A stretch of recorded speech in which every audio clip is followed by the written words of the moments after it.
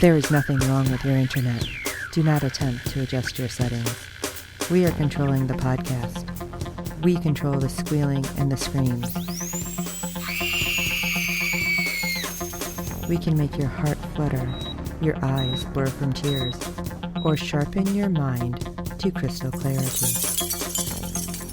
For the next hour, sit back. We are in control of what you hear. We repeat, there is nothing wrong with your settings.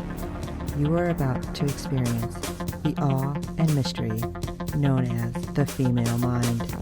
You are now entering the Fangirl Zone. We will continue exploring, discovering new worlds, new civilizations. Welcome to the Captain's Chair, a podcast on all shows in the Star Trek universe on the Fangirl Zone. I'm Chief Engineer Steve, and joining me on this mission into the unknown is... I'm Redshirt Dave, and tonight we'll be discussing Episode 7 of Season 3 of Star Trek Discovery. Well, what'd you think about this episode? I'm more mad at The Mandalorian than I am at this one. I can't get that out of my head. What do you hear that? I thought it was okay. I don't mind the courtroom dramas. This is kind of like a courtroom drama. Right. We and Star Trek seems to have a thing for courtroom drama. Somebody's always defending something. Yes. That's standard Star Trek, which is fine. Although I was taken aback by who was her friend and who wasn't. Yes. I'm like, good grief. It seems that Michael forever will have trust issues, no matter what her commitment is. And first she wrestles with it, and then she says, "I'm fine," and I'm like, baloney. Yes. Can't wait to you decide to jump ship next time.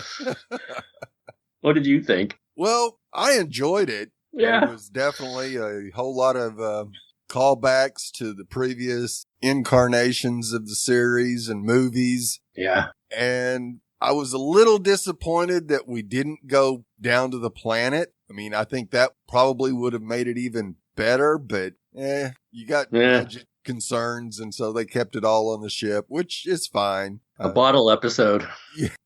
That's what they call it. Yeah. Kind of. Well, your criticism of this series, or at least this episode, is my criticism for The Mandalorian. They're both borrowing from their past, rather too heavily. Yes. At times, it's definitely true. I love Spock. He is the best. And he sure has been appearing quite a bit, though. I wonder if there's a story to tell that doesn't have Spock in it. Sooner or later, it's going to have to end. Yeah. Because we are so far in the future that some of this isn't really going to be relevant going forward, I don't think. You don't think? Yeah, I could be wrong, but I don't think so. I'm willing, if there's an over-under for a Spock reference before the end of the season, aside from this one, I'll take the over. There's got to be at least one. Yeah, I bet I think I'd probably make that bet as well as going over. Someone's going to say Spock would have been proud, and then we'll have to drink. Yeah. Yeah, that would be a good drinking game for the rest of the Someone season. says Spock, and you have to take a shot. I'm running out of Romulan ale. Yes. Well, shall we get into this episode? Sure. Episode 7, Unification 3. See, they're not done, Steve. No. While grappling with her recent actions and what her future might hold, Burnham agrees to represent the Federation in an intense debate about the release of politically sensitive but highly valuable burn data. Burn in quotations. Yes. And this might not be my home anymore, as she's stripped of her position as first officer. Commander Burnham is finally at the fork in the road she has been headed towards all season, and probably 2 or 3 more times before the season is over. She isn't sure she belongs in Starfleet anymore, and having Book's ship stored in the shuttle bay as a distraction is not helping. Well, of course not. Being torn between her galaxy-saving Masonic complex and a desire to run away with this rogue courier with a heart of gold surely can't continue. And the solemn romance that kicks off Unification 3 hints that she's thinking of taking her talents to another team. Miami Beach. Yeah. Taking my talents to Miami Beach. Of course, her demotion was the price she paid for going off book last episode to get her hands on the third black box to triangulate the starting point of the burn. You just say off book. Yes.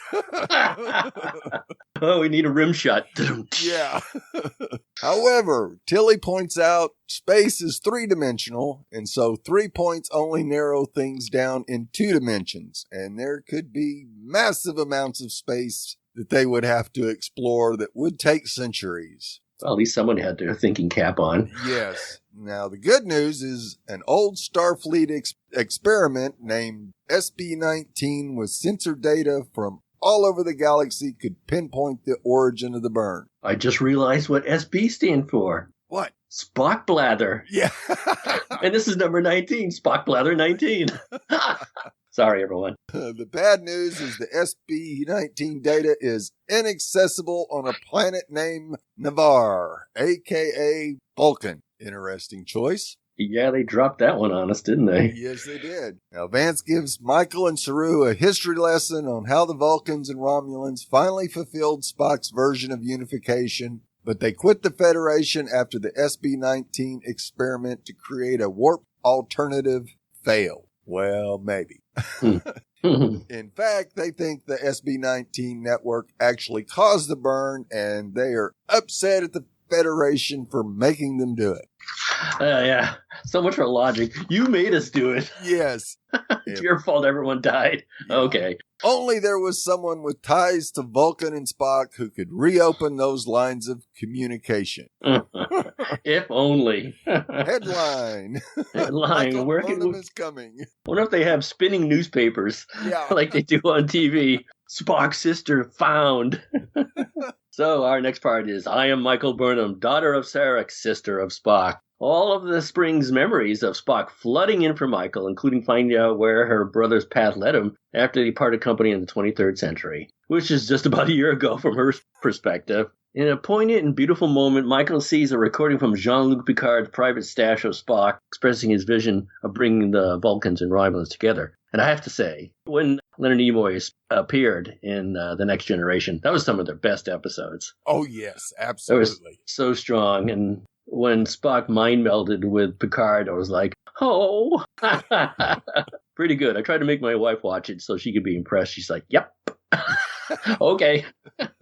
So after some niceties when arriving on Navarre, it was made clear that SB-19 will remain on the down low, and even talking about it opened up some old wounds that locals want to avoid. Jesus, for a logical race, they're pretty touchy. Oh, yes, they are. Facing the stubborn and surprisingly sassy Vulcan president, Michael breaks the gridlock by pulling an ancient Vulcan ritual out of her back pocket, a Takal and Ket. I had a feeling she was going to do that, Steve. Yes, had to. Yeah, had to come. And the first rule of the Takal and Ket is you don't deny the Takal and Ket. At least she didn't give her the Vulcan pinch for doing it to her, you know? Yes. I think you and I could be friends, and then pinch her right on the shoulder and take that. The Vulcan ritual is some kind of scholarly court to rigorously get to fundamental truth. No problem with that. Burnham has been assigned to oh boy, this is a mouthful. A Shalon Kakai? I think I got that right? Advocate who arrives with a veiled mystery only to be revealed to be her time-traveling mother, Gabrielle Burnham, who is now a member of the absolute candor-loving Romulan Kawat Order of Warrior Nuns. Whew. Talk about she is. Of course she is. I know. You know, I had a feeling it would be her mother standing there and said, "Oh, an unveiling. So this is going to be big. It's going to be your mother." Absolutely. Yeah. And that was really the only person it could have been. I mean, yeah. You aren't bringing Leonard Nimoy back or nope. like that. So who else could it be? I don't know. I know. She should have put her hand on her shoulder and said, guess what? I just brought together 3 plot points. Take that. Yeah. Mom quickly spots that Michael is lost and with one foot out the door and lets her know her data quest is a lost cause too. So I'm here for you. Yeah. Yeah, that was quite telling when she mentions that Michael's a lost cause and that's why she's there. You go, ooh, this might not go so well. Turns out there was no one better. Yes. Part of leadership is the acknowledgement that one is suited to it. So with Burnham out as number 1, Saru went totally out of the box in picking her acting replacement. He taps Ensign Sylvia Tilly. I know. Okay. I can think of two people right away that had a problem with that. Me and Fred. Yeah. Come and on. Stamets.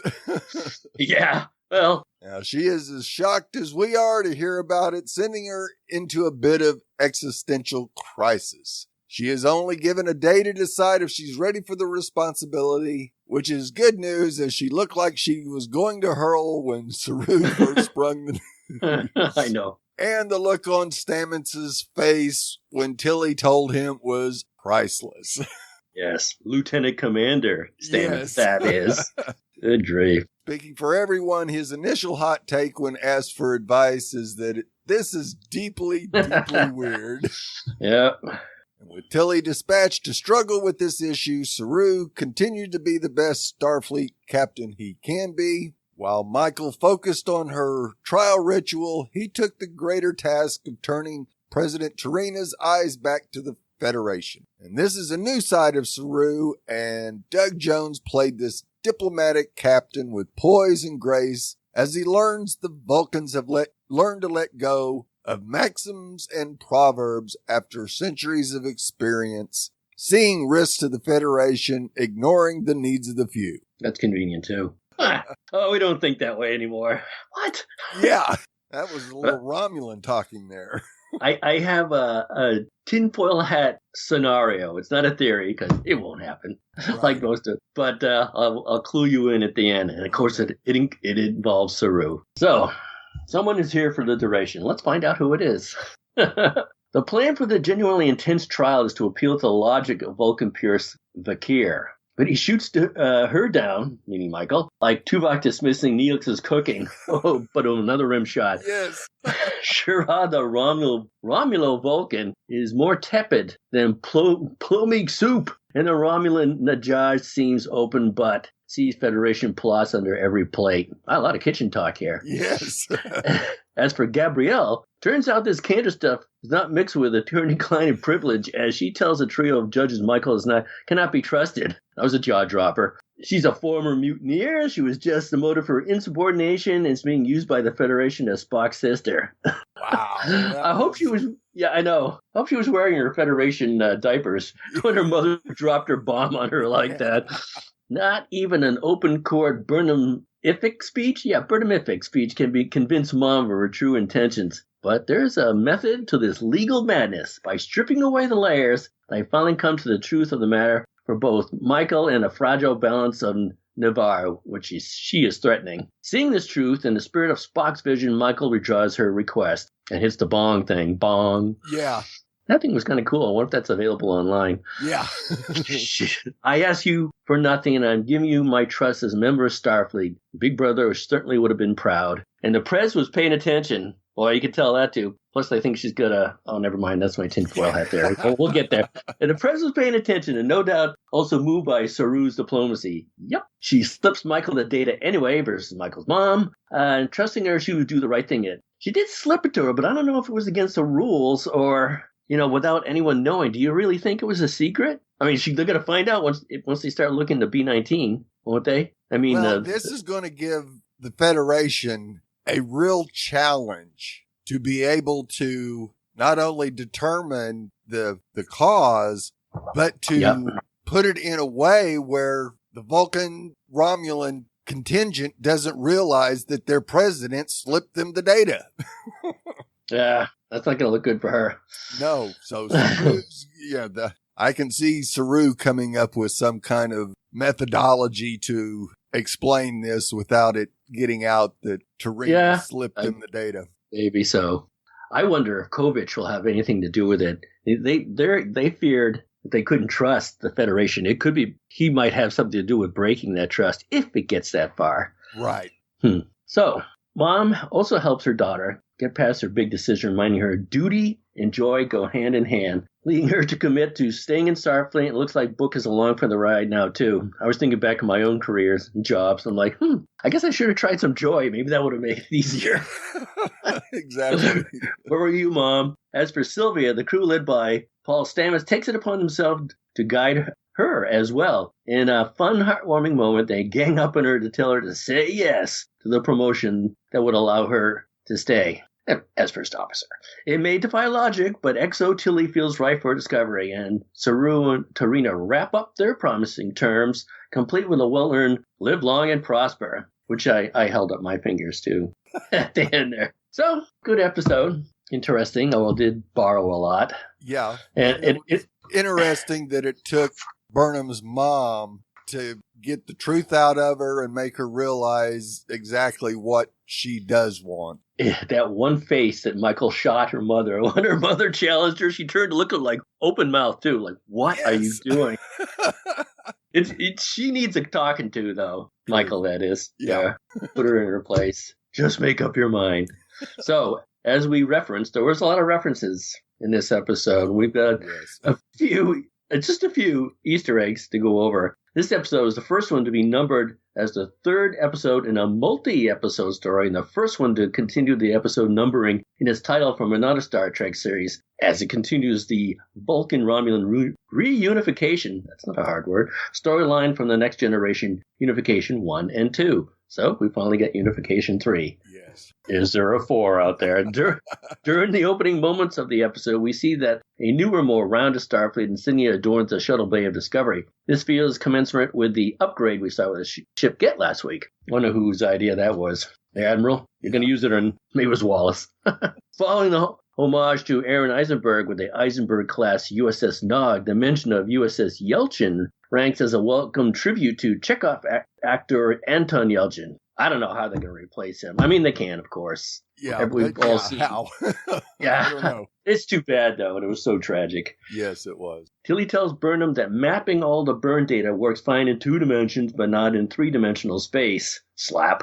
This could be a slight nod to Spock in The Wrath of Khan. In that film, Spock points out to Kirk that Khan's strategies indicate 2-dimensional thinking. When Saru learns the Romulans are sharing the planet formerly known as Vulcan, that sounds like a comedy routine, planet formerly known as Vulcan, he says, the Romulans are considered enemies in our time. Vance points out that history forgot this in your time, but Romulans and Vulcans were 2 tribes in the same race. Yeah, maybe pre-Kirk they forgot that. Yeah. I don't know. All of this is true, but the funny thing is that because of Discovery's point of origin happens in 2258, that's a full 8 years before the events of A Balance of Terror in 2266, in which Kirk and Spock and pretty much everybody in Starfleet learned that Romulans looked a lot like Vulcans. Yeah. How about that?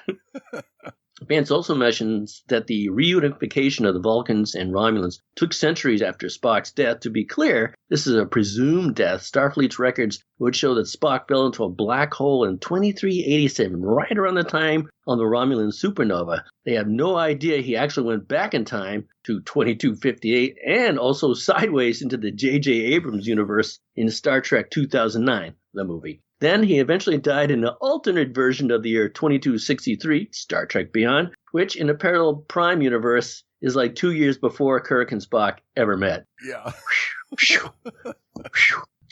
I down at my local comic book store, we were talking about Star Wars, Star Trek, and the guy behind the register goes, "Yeah, Star Trek's boring." And I'm like, first of all, I was like outraged. I'm like, boring? Look how complicated it is. That can't be boring. No. So, Spock died in 2387, according to Starfleet records, but really went back in time to an alternate 2258. See, that's not boring. Which in the Prime Universe is the same year from which Michael Burnham went into the future. If you count Spock's presumed death, established here in Discovery, and his temporary death in the Wrath of Khan, and his actual off-screen death in Beyond, Spock had died 3 times. But who's counting? Starfleet's recorded death of Spock being false when he time travels was really involved also echoes of Starfleet's incorrect records of Spock's bestie Jane Teams Kirk, who everyone thought died in 2293 on the Enterprise B generations, but really time traveled via the Nexus and died with Picard in 2371. It's like fake poetry. It rhymes. Finally, it should be noted that Sarek's children end up as time travelers, except for Cybok, who in the Final Frontier touched the face of evil space god and got it exploded. Cybok, come on. Yeah, no, it was great to see that. Great. The flashbacks we see Michael talking to Spock, played by Ethan Peck, as well as Kid Spock, which was Liam Hughes, come from the Discovery Season 2 finale, Such Sweet Sorrow Part 2. Combined with the archive footage of Spock, Leonard Nimoy from The Next Generation, this is the only episode of Star Trek ever in which Spock appears 3 times, played by 3 different actors, and in none of the scenes is the character alive in the present. Wow. This is also the only time Ethan Peck and Leonard Nimoy appear as young and old Spock in the same Star Trek thing. And that said, there are oddly several precedents, yes, for Trek episodes or films in which multiple Spock actors appear in the same story. Woo-hoo. Yeah. In the TAS episode, Yesteryear, Spock, Leonard Nimoy, meets himself as a young child who was played by Billy Simpson. This is like Marsha. Yes. Except Spock. Also, in The Search for Spock, Leonard Nimoy appeared in the same movie with 4 other Spock actors, Carl Steven, Badia Potenza, Stephen Manley, and Joe W. Davis. All of these other Spocks played Spock in various stages of hyper-aging on a Genesis planet. But don't get twisted like Billy Simpson and Liam Hughes. Those are Spock's canon. So make a note of that, Marcia. In The Final Frontier, Spock, Leonard Nimoy, is in the same scene with an infant version of Spock. We don't know who the baby was, but it's a good bet it wasn't archive footage of Nimoy's actual birth. Let's hope. Yeah. Let's hope, but you never know. In Star Trek 2009, Leonard Nimoy obviously appears alongside Zachary Quinto, but you also have a third Spock, Child Spock, played by Jacob Kogan. Anybody tired of Spock references yet? In Star Trek Into Darkness, obviously both Quinto appear, and in Star Trek Beyond, 2 still photos of Nimoy exist in the same story as Zachary Quinto as Spock. Anyway, a lot of fan service, a lot of Spock fan service, and it's not bad. I mean, at least it has a rich history. Still, you can only borrow from your so much history so much and maybe tell a new story. Yes. Wonder what Fred thinks. We'll find out. All right. All right. We do have some feedback. As always, our friend Fred from the Netherlands has given us some feedback, so let's hear what he thinks of the episode. Hello, Steve and Dave. This is Fred from the Netherlands with some feedback for Star Trek Discovery Season 3, Episode 7. Headline: Michael Burnham is coming. Most Star Trek fans are somewhat nostalgic. So for those, this was a very nice episode, putting in Leonard Nimoy, getting a connection to the Picard series with the Quad Malat. I recognize the Falcon Fakir, who I know actually as Moses Page from Frankie Drake Mysteries. Very nice, female-driven Canadian 20s detective series. A bit Murdoch Mysteries-like series with Lauren Lee Smith in the lead role, and that's one of my favorite Canadian actresses. And President Tarina from Navarre, who is played by Tara Rosling, who I know from the YouTube original series Impulse, which I really advise to have a look at. Very interesting sci-fi-like series, or actually more genre-like series. And you just can watch it on YouTube. Seeing Burnham's mother back went me a little bit too fast. On the other hand, it was just the other way around, as you would expect. You would expect that Michael Burnham was looking for her mother and found her mother some way on a kind of quest, taking several episodes, and now mother just walked in. Sometimes it's good to do it in a different way than everybody expects. I got used to the hookup between Book and Michael in the meanwhile. What also was very unexpected, but you could anticipate it a little bit, that Tilly would become number 1, but still, as an ensign, a bit too much. Very nice, of course, that the whole crew is behind her and support that, but still, feels a bit unreal. But I already thought that when I thought about the possibility it could be Tilly. So now it just happens. We will see what it will bring us. Not unexpected, of course, is that Michael will stay on the Discovery. Well, perhaps story-wise it would or could be nice that she wouldn't. But on the other hand, then we have no interaction or not that much between her and the rest of the crew, and that would be bad, I think, for the series. Or perhaps even impossible for the series. So, in conclusion, they went towards a certain path, but they didn't follow up on that path. And, well, would have been perhaps a nicer idea to let Michael Burnham become a rogue captain, and everybody follows this rogue captain, including Saru. That would be something different. More in a way like following Captain Lorca, although the crew didn't know he was a Terran. That was all for now. Greetings, all the best, Fred from the Netherlands. Well, Fred, I definitely agree with you on the part of Burnham's mom and not having that take up 2 or 3 episodes trying to find her. And yeah, with Tilly, the main thing that I'm concerned with is just the lack of experience. She's done a lot of things, but she hasn't ever led an away mission, and it's not like they know what to expect in this new time period and who they're going to be dealing with. So any away missions better have Burnham on there with them, just so. Yeah, somebody better be there. Yeah. That made me think, well, she's going to get a test. Tilly will definitely be tested. Oh, no doubt. You know, somewhere along the line, maybe in the final episode. I always try to anticipate the final episode. By the way, I agree with a lot of Fred's feedback there. I always think, as soon as I saw that connection between Saru and Tarina, I thought, oh, something's going on here. Yeah. And she kind of made the first move. I'm already talking romantically here. Yes. Yeah, I mean, right at the end, they agree to see each other again. And I could see in the final episode of the season, just a cliffhanger, that Saru will decide to abandon his captaincy and stay with Tarina on Kavar. Wow. Or, in keeping with your theory, Steve, maybe when they find out Tarina gave the SB-19 information to the Federation, she'll have to abdicate. I know that's not the right word. Right. Maybe it is. And she'll become a recurring character and decide to join Saru on the Discovery. Either way, if he decides to abdicate his captaincy and the final end to be with Tarina, that'll make Tilly the captain. Yeah. I want to see your shock face. Yeah. Everyone else shock face, too. Right. Now, what do you think about Burnham's character almost becoming Mariner-ish at the end of Lower Decks, being the one that does things that Starfleet rules don't actually allow to do to help the Federation in the long run? Yeah, they both had mother issues. Yes.